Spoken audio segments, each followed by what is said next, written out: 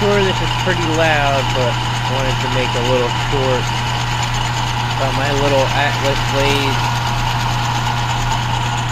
This is a pin for a backhoe, 420 backhoe. The pin that they gave us for that serial number was too big, so I had to machine it down. This is some pretty hard shit, as you can see. Going through quite a bit of inserts.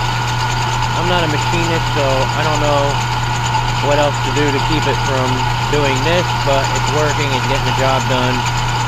This is the second one that I'm doing, so